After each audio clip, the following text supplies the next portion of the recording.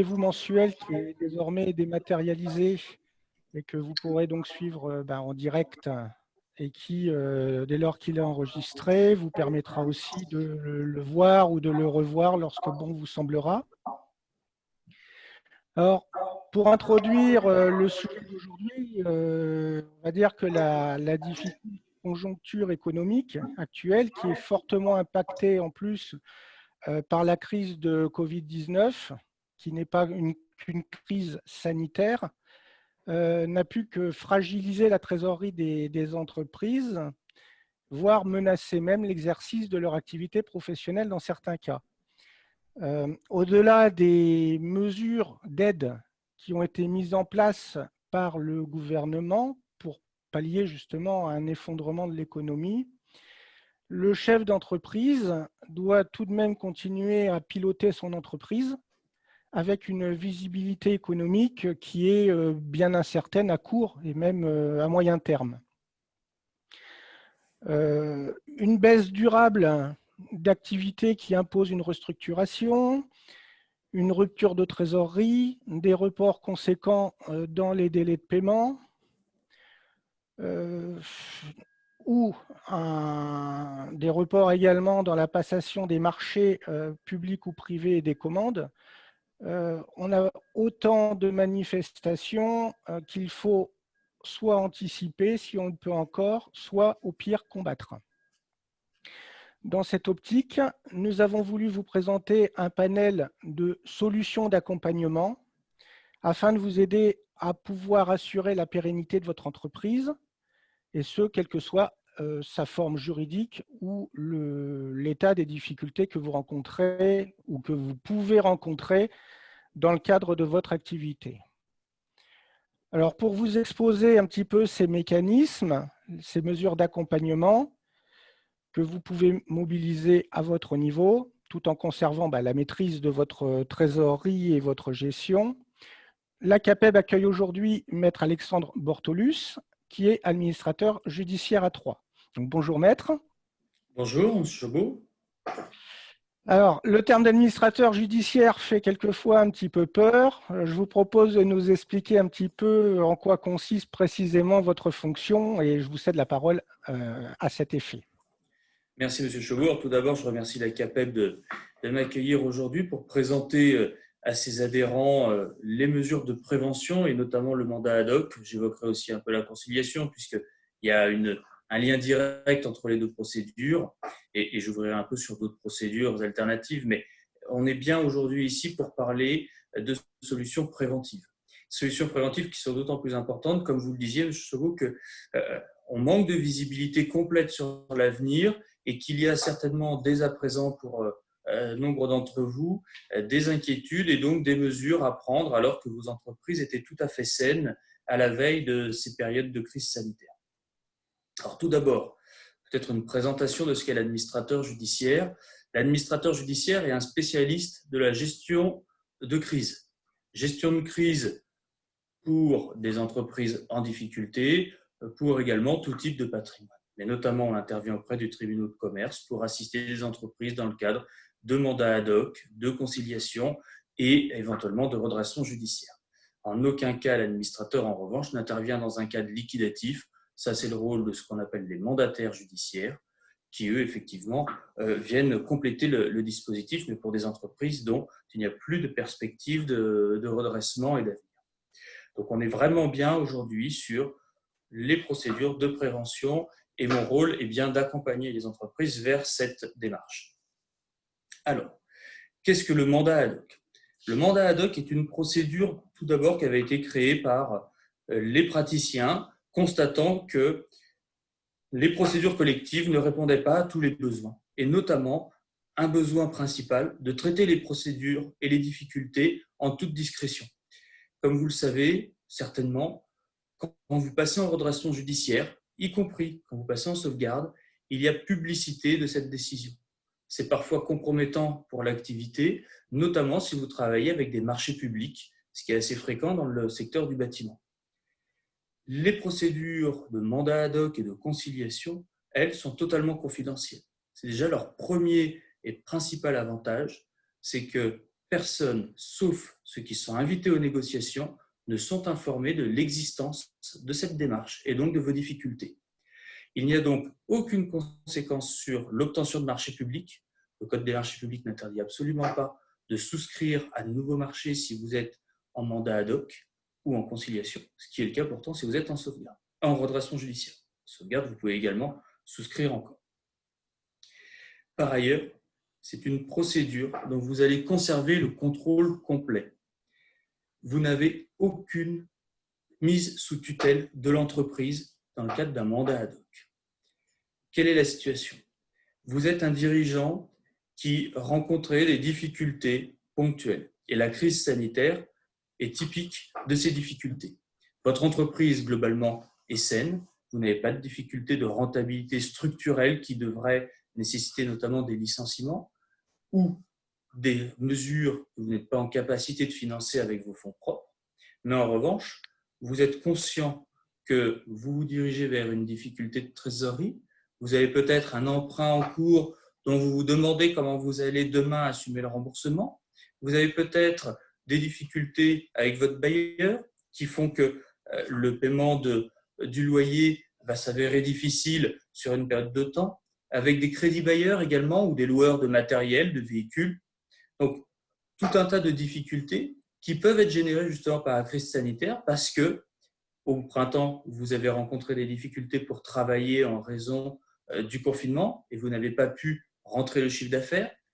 Vous avez peut-être des clients qui, étant eux-mêmes en difficulté, ne vous ont pas payé, soit définitivement parce qu'ils ont été défaillants, soit temporairement parce qu'ils vous demandent des délais, des échéanciers, des reports.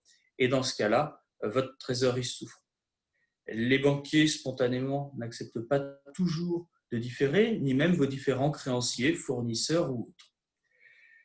Dans ces conditions, vous pouvez vous rapprocher du tribunal de commerce et mettre en place ce qu'on appelle le mandat ad hoc.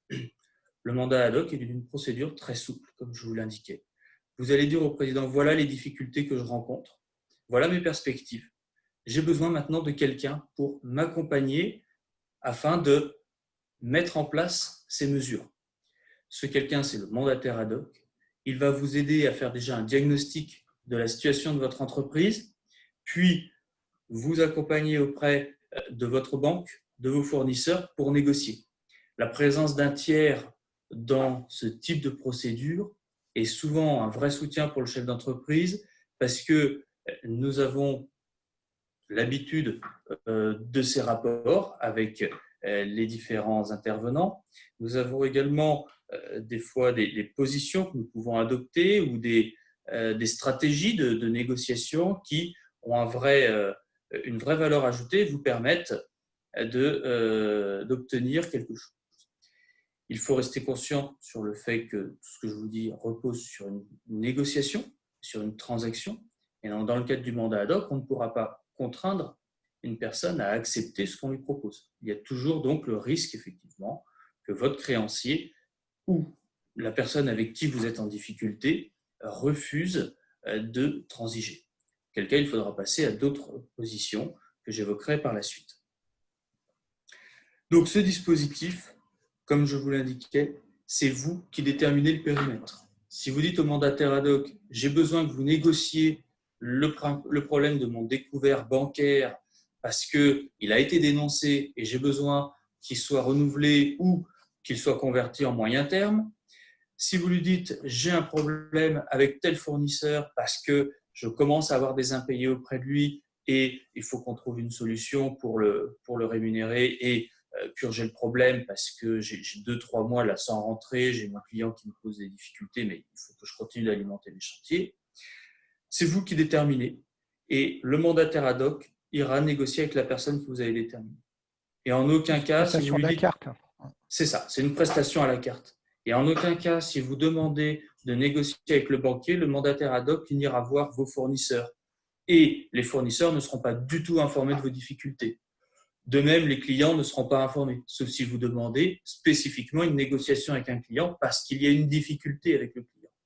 Et ça peut être une difficulté autre que simplement un paiement parce que la personne est en difficulté. Il peut y avoir un litige particulier avec un fonds juridique et la résolution passe par une négociation et dans ce cas-là, on peut vous assister effectivement sur cette négociation.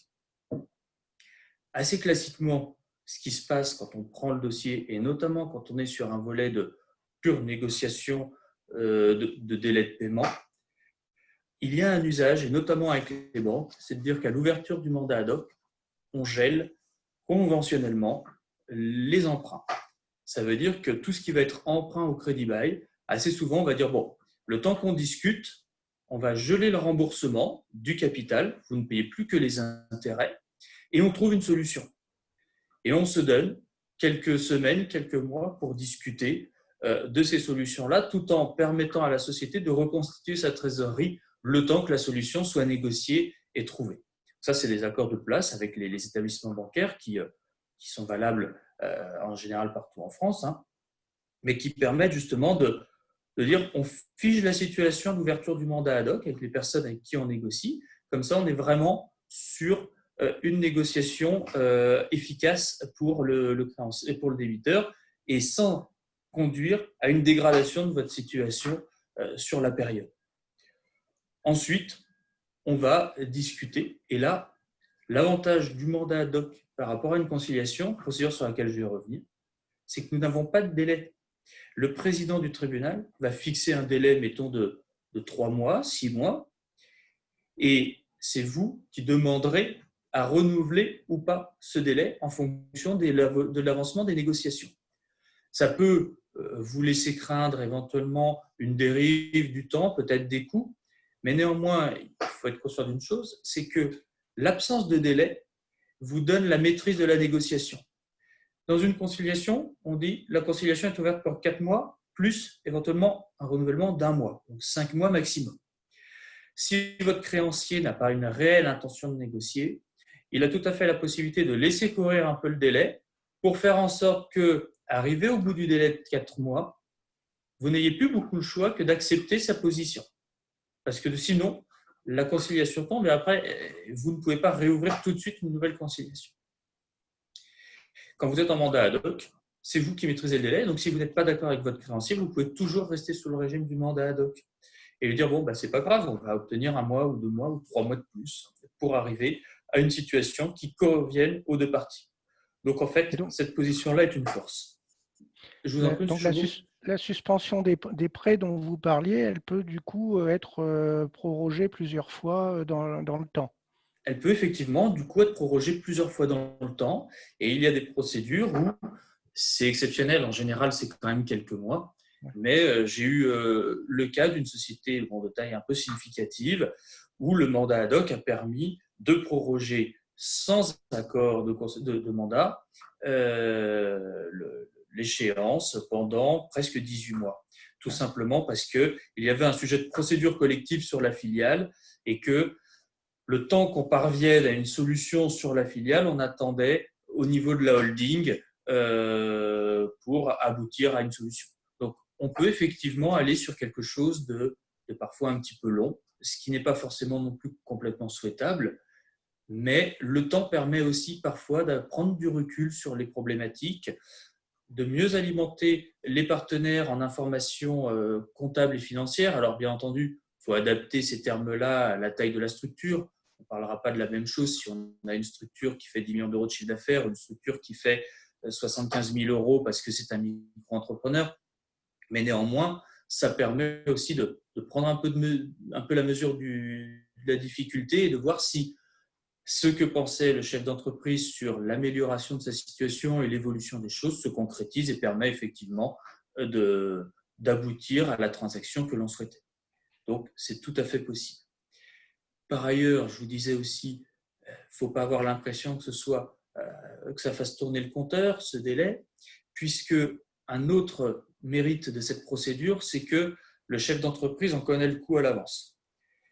Dans une procédure de redressement judiciaire, vous avez plusieurs organes de la procédure qui se mettent en place. Un mandataire judiciaire, un administrateur dans certaines conditions, un commissaire-priseur. Il y a du monde qui se met en place et à chaque fois, c'est l'entreprise qui doit les rémunérer avec des barèmes qui sont fixés par l'État, mais qui effectivement peuvent, dans certaines situations, être significatifs.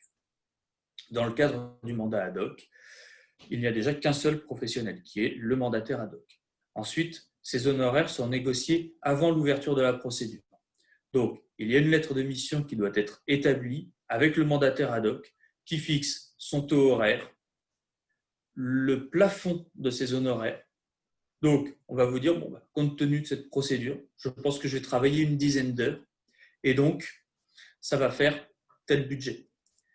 Bien entendu, si on est inférieur à ce budget maximum, on vous facture le nombre d'heures qui ont été réellement établies. Si on a dépassé parce que la procédure s'est avérée un petit peu plus complexe, on a effectivement, pour le mandataire, une charge un petit peu moindre et donc on se limitera au plafond. Il faut être également honnête, si on s'aperçoit que la procédure est beaucoup plus complexe que prévu et qu'on va au-delà, on peut vous proposer une nouvelle lettre de mission, mais qui sera à chaque fois validée par le président du tribunal et par vous-même pour éviter une dérive et une contrainte à votre égard. Ce qui vous permet à tout moment de dire stop et de cadrer complètement ce coût.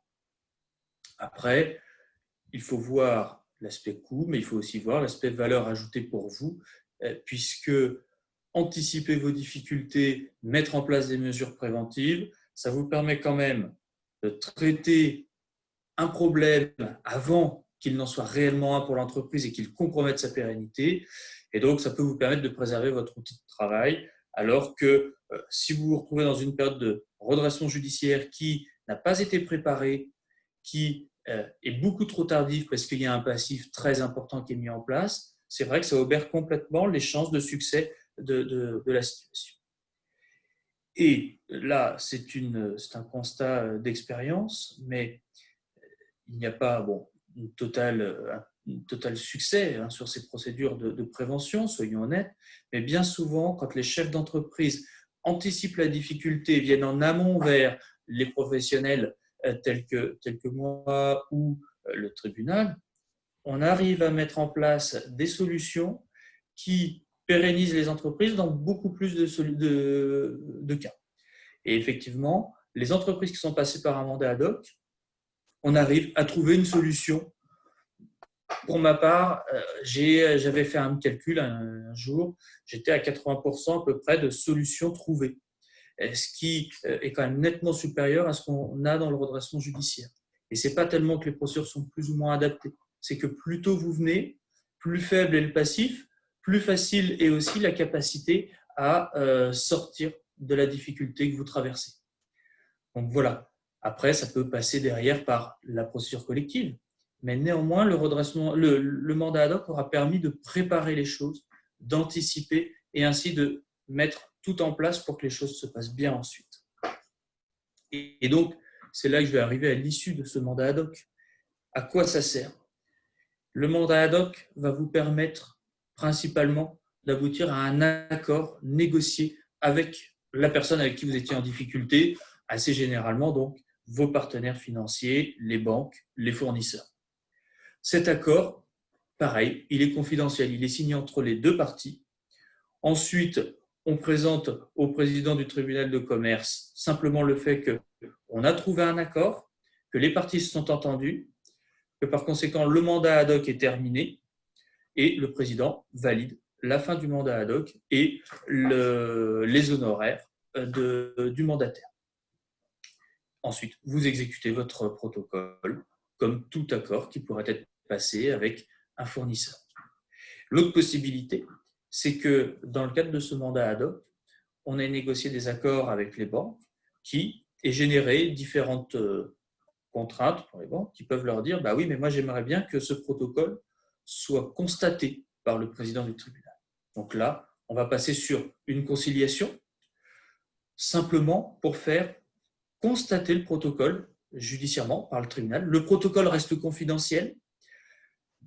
Le président, par contre, en a connaissance, il a enregistré, mais les tiers ne peuvent même pas savoir que ce protocole existe et qu'il a fait l'objet d'une constatation.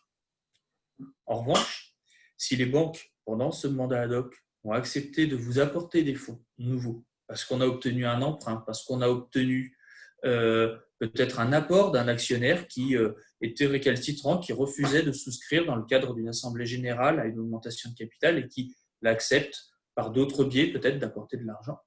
On a ce qu'on appelle un privilège de new money. Et ce privilège, pour être opposable à tout le monde, cette fois-ci, on peut faire homologuer l'accord. Là, c'est plus le président du tribunal, c'est le tribunal lui-même, donc plusieurs juges qui vont étudier l'accord, l'homologuer. Et cette fois-ci, il y a un jugement dans lequel tous les tiers pourront savoir qu'il y a eu une difficulté et qu'il y a eu un protocole d'homologuer, sans savoir ni la difficulté, ni le protocole.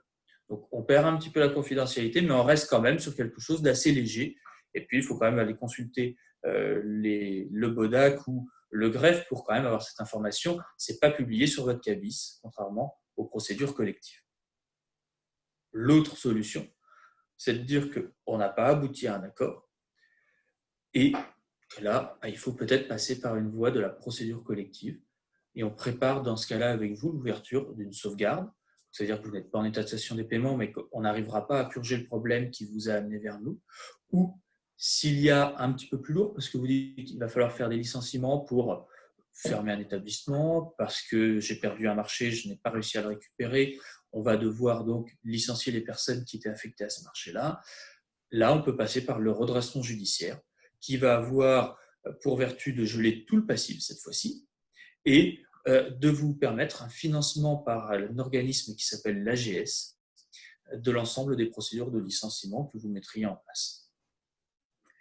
Donc voilà les issues de ce mandat ad hoc et les solutions qu'il peut vous apporter. Alors, vous avez compris que des fois je fais des comparaisons avec une procédure qui s'appelle la conciliation. La conciliation, elle est nécessaire à peu près dans les mêmes situations que le mandat ad hoc. Par contre, ce que je vous indiquais, c'est qu'elle est encadrée par un délai de 5 mois, enfin 4 mois plus 1 mois. Les dispositions liées au Covid ont permis d'augmenter significativement ce délai, puisque jusqu'au 31 décembre 2021, le gouvernement autorise les conciliations jusqu'à 10 mois. Donc ça donne un petit peu de confort. Et chose que nous n'avions pas jusqu'à présent, c'est que la conciliation, du fait de la situation exceptionnelle du Covid, permet de droit et d'autorité le gel de certaines dettes. Donc on peut demander au président du tribunal de commerce dans sa décision de geler, par exemple, un emprunt bancaire, une dette fournisseur ou quelque chose. Là, cette fois-ci, du coup, c'est exceptionnel puisque c'est lié aux dispositions du Covid, mais ça permet vraiment d'avoir une force puisqu'on n'est plus dans la transaction. Contrairement au mandat ad hoc, là, on va imposer à une personne le gel de sa créance, ce qui n'était pas le cas par le passé, tout en restant sur du sur-mesure, puisque ça reste vous qui déterminez auprès de qui on va demander un gel ou pas. Ce n'est pas une disposition générale comme une procédure collective. Et ça reste complètement confidentiel, sans aucune communication au tiers de l'existence de cette procédure. Seules sont informées les personnes qui sont directement concernées par la négociation. Et ces personnes sont tenues au secret professionnel et n'ont pas le droit non plus de communiquer sur l'existence de la procédure. Donc c'est quelque chose c'est un outil qui, du fait du confinement, est d'autant plus puissant puisqu'il y a un gel d'autorité. Ça peut donc s'avérer intéressant aujourd'hui si effectivement vous savez que ça va rendre les choses difficiles. Par ailleurs, cette conciliation peut avoir aussi un avantage par rapport au mandat ad hoc, c'est qu'il peut préparer deux issues qui sont des issues dites de pré-PAC. Alors c'est vrai que ce pré-PAC, ça fait un terme un peu barbare et anglo-saxon, mais c'est le terme retenu aujourd'hui par le législateur. Et initialement, c'était adapté à de très grosses structures. Ça avait été conçu pour des holdings, pour des choses un petit peu lourdes qui ne sont pas forcément du commun des mortels. Et finalement, et notamment, encore une fois, avec les dispositions Covid, ça a été ramené sur des entreprises de toute taille, sans aucun seuil. Et ça s'avère éventuellement très efficace. Vous allez avoir ce qu'on appelle le pré-PAC cession. Là, c'est le dirigeant qui n'a pas une difficulté immédiate dans la gestion, mais qui voit que de toute façon, il a un endettement, il a une situation, il ne va pas s'en sortir. Et il n'a pas forcément non plus la volonté aujourd'hui d'aller beaucoup plus loin pour sauver parce qu'il est fatigué, parce qu'il approche de la retraite ou parce qu'il a passé la retraite et qu'il n'arrive pas à sortir de cette situation, son entreprise est bloquée. Et là, donc, on va chercher un repreneur de manière confidentielle. Donc, on va le faire avec précaution. Et le repreneur, on va mettre tout en place avec lui pour lui céder ensuite dans un cadre de redressement judiciaire. Mais ce redressement va être express, puisqu'entre 3 semaines et 1 mois et demi, on va réussir à présenter le plan de cession sans refaire de publicité, sans refaire donc, les appels d'offres classiques. Voilà. Il y a simplement l'information, évidemment, sur votre cabis qui apparaît du redressement judiciaire, mais pour une période très brève. Et ensuite, le repreneur se retrouve à la tête de l'entreprise, une entreprise qui est nouvelle, qui a versé un prix pour le rachat du fonds de commerce. Et la structure que vous aviez est alors liquidée et le prix permet le paiement des créanciers selon les règles classiques de la procédure collective et donc dans la limite également des capacités. Ça peut être une solution qui est trouvée. Vous avez une autre alternative, cette fois-ci sortie plus par le haut, qui est le prépack plan. Alors le prépack plan, c'est quoi? On a plusieurs créanciers, on s'est mis autour de la table et globalement, on n'a pas pu aboutir à un accord parce qu'il y a un de vos créanciers qui est récalcitrant. Il ne veut pas discuter. Mais par contre, vous avez une adhésion assez massive des personnes. Donc, dans ce cas-là, on passe en sauvegarde. La sauvegarde s'ouvre pour une durée ferme de 3 mois. Dans ces 3 mois, on convoque ce qu'on appelle des comités de créanciers et eux vont voter sur une majorité des 2/3. Et votre plan, qui a été préparé en amont, va être adopté par les créanciers à la majorité des 2/3. Ce qui fait que le créancier récalcitrant se retrouve contraint d'accepter la solution. Et bien souvent, on l'utilise surtout comme une pression. Quand on a 4, 5 fournisseurs, on va l'utiliser comme une pression en disant « Attendez, si vous n'acceptez pas une solution transactionnelle, de toute façon, on passe par ce dispositif de la sauvegarde accélérée, on appelle ça, qui va de toute façon vous contraindre parce que vous êtes minoritaire dans le dispositif. » Mais néanmoins, ça peut être une solution pour passer en force et contraindre à la présentation d'un plan. Présentation d'un plan, cette fois-ci, qui répond à la fois aux dispositions classiques du plan de sauvegarde, donc normalement maximum 10 ans, qui est porté à 12 de manière très exceptionnelle par le phénomène Covid. Présentation également d'un échéancier qui peut donc prévoir des remises de dettes, qui peut prévoir différentes choses. Mais ça vous donne aussi un peu de souplesse parce que vous pouvez avoir négocié avec vos comités de créanciers des choses atypiques, de conversion en capital, d'abandon de dette significative plus un échelonnement assez long. Vous pouvez aussi envisager éventuellement, si tout le monde est d'accord, de dépasser le délai de 10 ans. On peut envisager beaucoup de solutions qui, en tout cas, ne sont pas forcément celles que l'on conviendrait de trouver dans un redressement ou une sauvegarde classique, tout simplement parce qu'on propose dans un redressement ou une sauvegarde à la masse des créanciers des solutions qui ne sont pas négociées, alors que là, on va les négocier et donc ça apporte une plus-value. Et puis surtout, il y a cet aspect contrainte, des petites mesures de contrainte que n'a pas le chef d'entreprise vis-à-vis des banques. On voit souvent, on retire le découvert et le chef d'entreprise, il n'a rien à dire. Donc là, ça permet aussi de redonner un certain équilibre à la situation de force. C'est ça, ça permet de donner une situation de force, étant quand même bien précisé que souvent c'est plus une menace, cette procédure de sauvegarde accélérée. Et pour l'entreprise, ça dépend de sa situation, ça à utiliser à bon escient. Mais notamment quand il y a le problème du découvert, il faut faire attention puisque la sauvegarde va faire quand même sauter le découvert. Donc ce n'est pas forcément la meilleure solution pour obtenir le maintien d'un découvert. C'est plutôt une bonne solution, par contre, si on veut obtenir un échelonnement du découvert, en disant je veux sortir de cette situation de découvert que je n'arrive pas à traiter, j'aimerais l'échelonner sur une durée de temps, mon banquier n'est pas d'accord, par contre, j'ai 2 ou 3 autres banquiers qui sont d'accord, et bien dans ce cas-là, hop, on échelonne. Et cette procédure a surtout du sens si on a plusieurs créanciers, c'est ce que je disais, parce que si vous n'avez qu'un seul banquier, vous êtes une petite entreprise, c'est classique, vous n'avez qu'un seul banquier, l'effet de blocage par les deux tiers, la majorité des tiers, n'a pas de sens puisqu'il n'y a qu'une personne. Donc, c'est efficace surtout s'il y a plusieurs intervenants, étant précisé quand même, puisque je ne l'ai pas dit, que ces comités sont par classe de créanciers. Donc, il y a les fournisseurs d'un côté qui ont leur comité et les banquiers d'un autre côté qui ont leur comité. Dans les banquiers, on entend ceux classiques avec votre emprunt, votre découvert, mais il y a également les crédits bailleurs qui sont intégrés dans cette catégorie de personnes. Donc voilà un petit peu la situation et l'ouverture vers cette conciliation. Il faut voir aussi une chose, c'est que dans les conditions d'ouverture de ces deux procédures que je viens d'évoquer, il y a l'absence d'état de cessation des paiements quand on est en mandat ad hoc. L'état de cessation des paiements, c'est quoi? C'est qu'avec vos actifs disponibles, en gros, les fonds dont vous disposez sur votre compte courant, le compte bancaire, vous n'êtes pas en capacité de payer l'ensemble des dettes exigibles.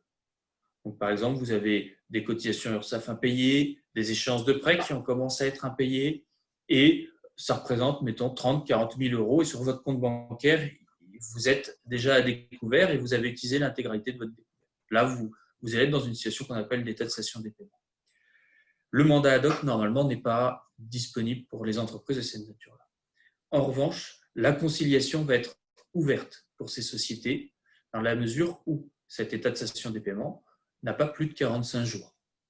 Avec le Covid, il y a en plus un gel de cette situation-là, ce qui fait que vous allez pouvoir accéder assez facilement à la conciliation, ce qui peut permettre par conséquent de traiter des sujets un petit peu plus lourds déjà que sur le mandat ad hoc.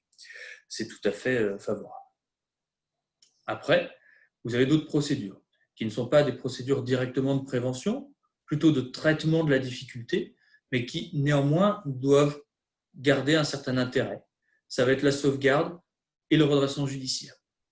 Il ne faut pas les écarter complètement parce que ces procédures ont aussi le mérite de traiter des difficultés plus profondes de l'entreprise. Comme on vous le disait au début, les mandats ad hoc, conciliation, c'est bien si on a une difficulté ponctuelle. Et notamment, c'est vrai que la période que l'on traverse est tout à fait propice à ce type de procédure parce qu'on a bon espoir quand même que ça reprenne, même si on manque de visibilité. On peut penser que la difficulté que vous traversez actuellement est purement conjoncturelle et pas structurelle. Après, M. Chauveau l'évoquait aussi, on peut avoir pour certains d'entre vous une difficulté qui devient structurelle parce que vous aviez l'habitude de réaliser un chiffre d'affaires de 400 500 000 euros par an et puis vous dites, oui, mais l'année prochaine, moi, je ne réalise plus que 300 000 parce que il y a moins de demandes, il y a moins de clients, il y a moins de… L'activité économique est en berne et c'est compliqué. Et là, vous avez peut-être des salariés, vous avez un niveau de passif parce que vous aviez pris un emprunt, vous aviez racheté votre entreprise avec un prix qui était cohérent par rapport à la rentabilité de votre entreprise qui faisait 500 000 euros de chiffre d'affaires, qui n'est plus cohérent par rapport à votre entreprise à 300 000. Et donc, l'emprunt bancaire n'est plus calibré. Vous avez des échéances de 1 500, 2 000, 3 000 euros, je ne sais, mais vous n'avez plus la capacité de les payer parce que la rentabilité n'est plus au rendez-vous. Et il faut restructurer. Il faut peut-être résilier un bail commercial. Il faut peut-être licencier du personnel. Il faut peut-être supprimer des contrats de crédit bail qui sont devenus inutiles, mais vous n'êtes pas capable parce que vous avez des indemnités de résiliation à payer. Dans ce cas, effectivement, le redressement judiciaire ou la sauvegarde peuvent être adaptés à votre situation parce que là, vous allez avoir la possibilité d'autorité de résilier certains contrats comme le bail. Avec le concours du juge-commissaire, qui est un juge au tribunal, vous allez pouvoir résilier d'autorité, enfin avec lui cette fois-ci, résilier les contrats qui sont devenus inutiles. Contrat de crédit bail, un contrat fournisseur avec qui vous étiez engagé qui peut être un petit peu lourd, qui n'est plus équilibré, qui n'est plus adapté à votre entreprise. Donc ça peut vous permettre des restructurations plus significatives que vous ne pouviez pas faire dans un cadre transactionnel. Néanmoins, les procédures que je vous décris sont des procédures qui ne sont pas confidentielles. toute personne lisant votre cabis sera informée de l'existence de cette procédure. Par ailleurs, il y aura une publicité dans un journal d'annonce légale. Et donc, en ouvrant, par exemple, le 7e jour, dans l'Aube, vous allez savoir que telle entreprise fait l'objet d'une procédure de redressement judiciaire ou de sauvegarde. Donc, effectivement, ça peut créer un préjudice selon la nature de votre clientèle. Je ne vais pas aller forcément beaucoup plus loin dans le détail de ces procédures, puisque ce n'était pas l'objet de ce jour. L'objet de notre échange est bien de parler aujourd'hui de la prévention, des mesures de mandat ad hoc, puis de conciliation et de leur cadre global.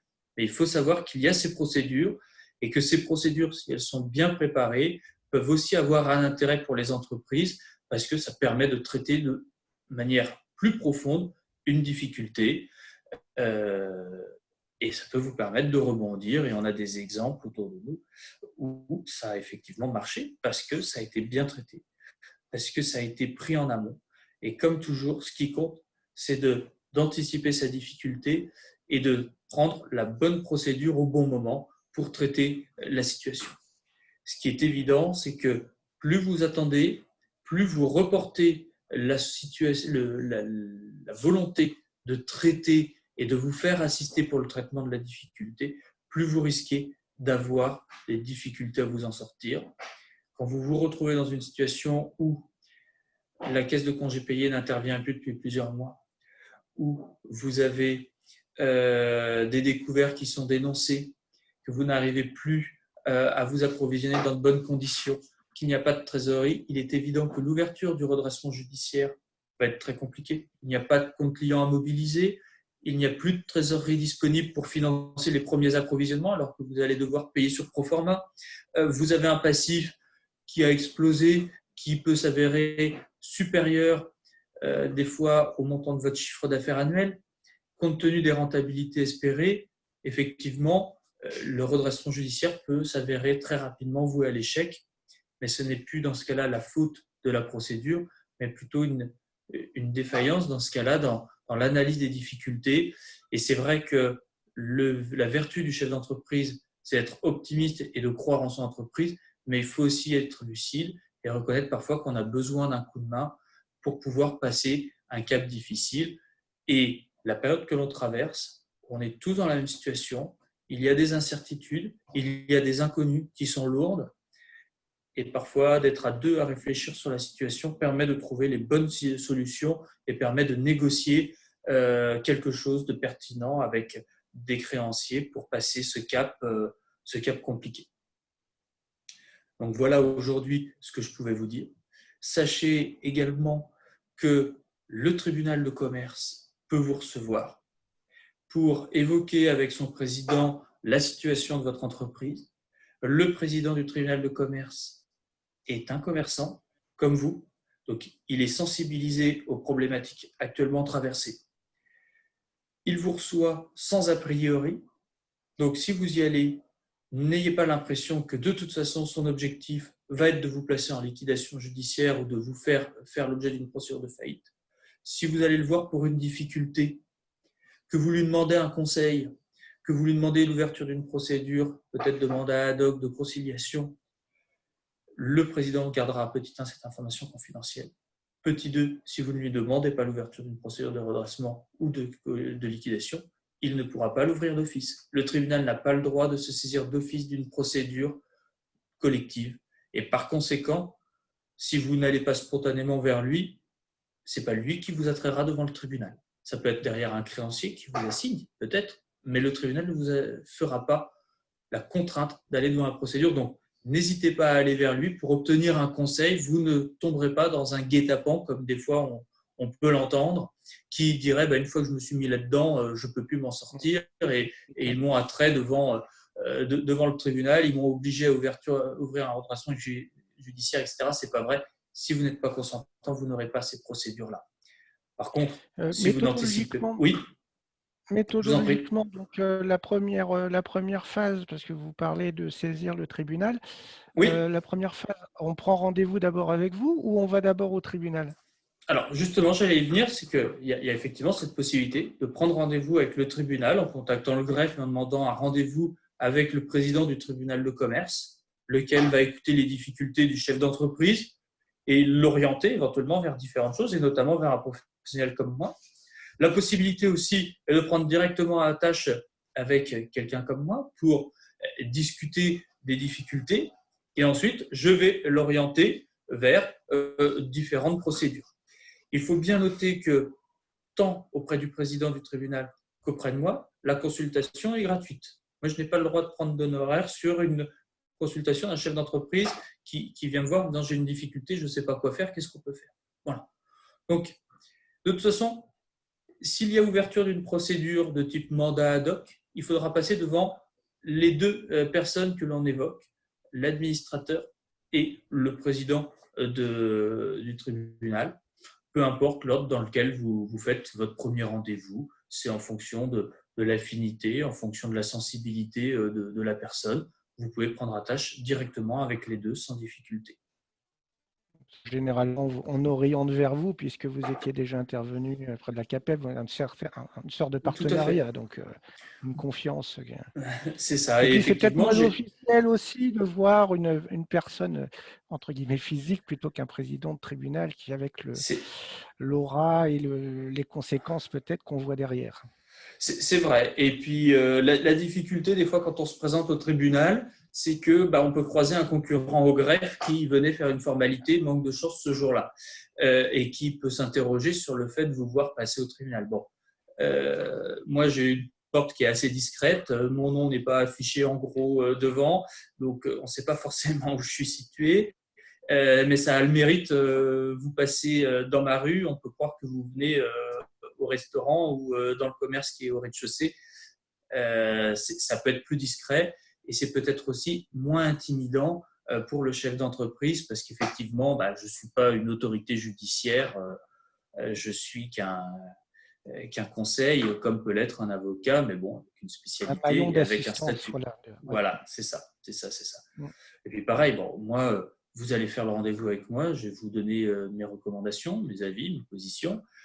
Je n'en ferai rien si vous ne souhaitez rien faire. C'est-à-dire que je ne vais pas dire ensuite au tribunal, telle entreprise, il faut que vous la surveillez, ou il faut que vous la convoquiez, ou il faut machin. Ce n'est pas mon rôle. Je ne suis pas là pour être un délateur. Je suis là pour vous donner le conseil que vous voulez. Et je ne suis pas non plus là pour générer du chiffre d'affaires à tout prix. C'est-à-dire qu'à un moment donné, si j'estime que votre difficulté, vous pouvez la passer vous-même sans avoir recours à une procédure, parce qu'il suffit peut-être de saisir la CSF d'un petit dossier en disant 3 mois d'URSSAF, ça va me suffire, eh bien, je vous le dirai et je ne prendrai pas d'honoraires sur une procédure dans laquelle je n'ai pas de vocation à intervenir plus longtemps. Il ne faut pas non plus avoir l'impression qu'on cherche à faire du chiffre à tout prix. Et d'ailleurs, quand la CAPEB m'a envoyé des personnes, j'ai eu des personnes que j'ai pu conseiller et qui finalement, il y en a un notamment que j'ai rencontré après par hasard en le faisant intervenir comme climaticien et qui a fait ce que je lui ai dit, n'a pas eu besoin de moi et a réussi a priori à s'en sortir jusqu'à présent. Et puis il y a une autre personne, je lui ai dit par contre là je suis désolé, pour moi je ne pourrais pas vous accompagner, il faut aller vers une liquidation judiciaire.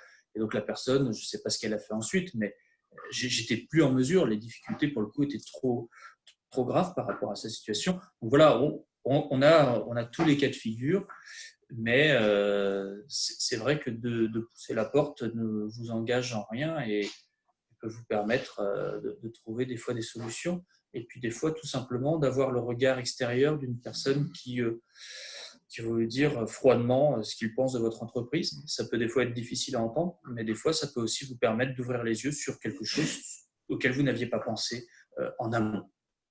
Un œil neuf, tout à fait. C'est ça, c'est un œil neuf. Et donc ça peut des fois être très important parce moi aussi je suis chef d'entreprise, j'ai une entreprise, j'ai des salariés, donc je me rends compte de ce que c'est. Et des fois on a un peu la tête dans le guidon et c'est difficile de prendre un peu de recul et de hauteur sur la situation de son entreprise. Et des fois un œil extérieur est des fois appréciable. Voilà. Alors vous êtes situé où à Troyes si jamais, Alors moi je suis situé 7 rue Pitou à Troyes. Donc en plein cœur, à côté du marché des Halles. C'est assez facile d'accès.